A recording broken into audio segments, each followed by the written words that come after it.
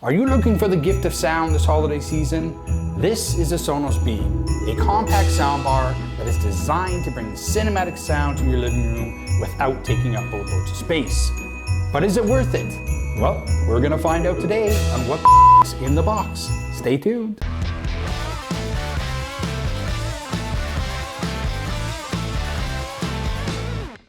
Welcome to Paul's Projects and this week's episode of in the Box. This week, we are going to be unboxing, setting up, and testing the Sonos Beam from Sonos, and hopefully helping you guys make a decision on whether this is the right home theater system for you. If this is your first time to the channel, make sure you guys hit that subscribe button, hit the bell icon, and at the end of the video, if you like it, please give it a like. I would appreciate that. All right, we're gonna start this off with a nice, relaxing unboxing.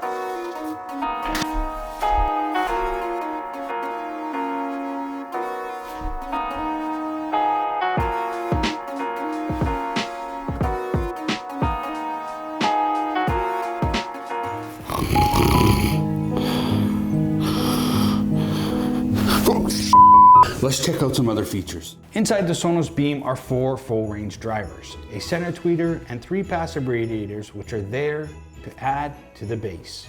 These drivers work together to help the speaker deliver sound somewhere in between the Sonos Play series and the Sonos Play Bar. The touch controllers on the top of the soundbar allow you to volume up and down, previous, next, pause, play, microphone mute, while the LED indicates the soundbar status, mute status, and voice feedback. Around the back, you'll find the HDMI connection, Ethernet port, power connection, and a pairing button. Now, as you can see, pretty basic controls for a soundbar.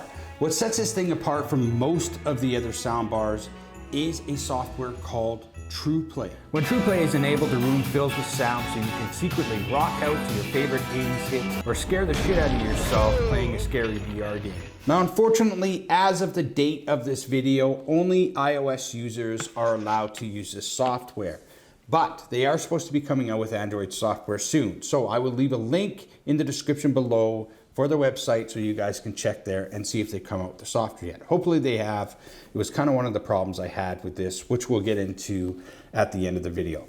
All right, let's move on to the setup. All right, so before we get started, I'm going to need you to download a couple apps. First, the Sonos app, and if you have an Alexa, the Alexa app.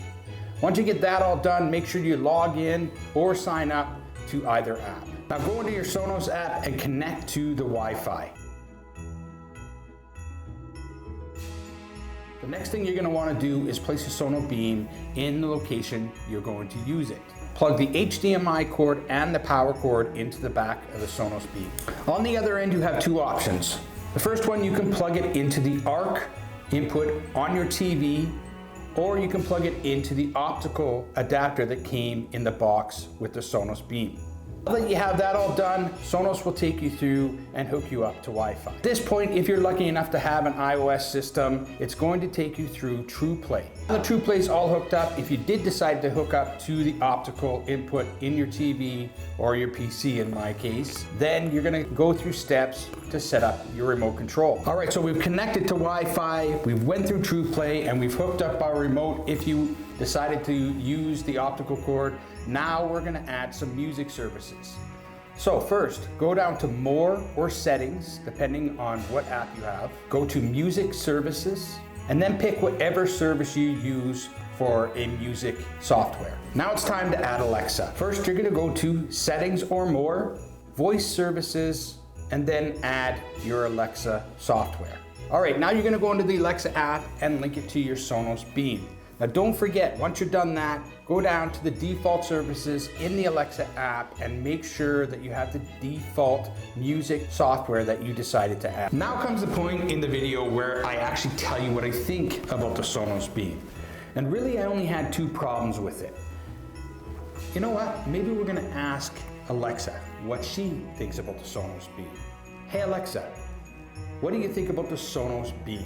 Why are you asking? You never cared about my opinion before, Paul. Oh God. Well Alexa, that's probably because your reviews suck.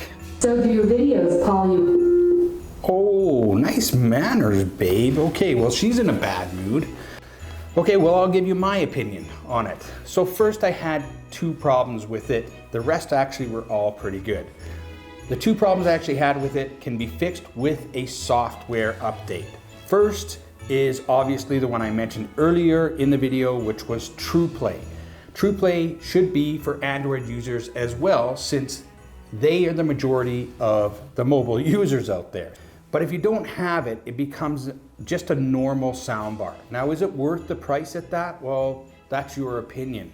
In my opinion, no, it's not worth the price. But if you do have an iOS system, it is 100% worth the price.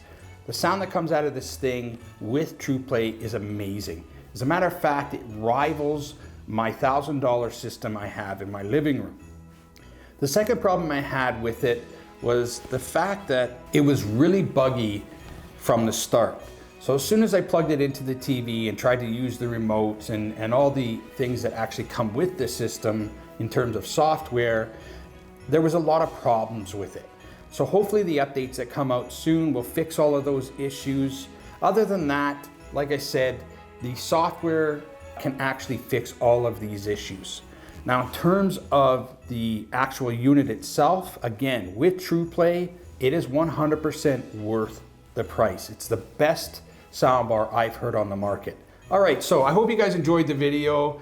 If you did, please hit the like button, hit the subscribe button if this is your first time to the channel, and don't forget to check out these videos up here, and we'll see you next time on Paul's Projects and what is in the box. See you soon.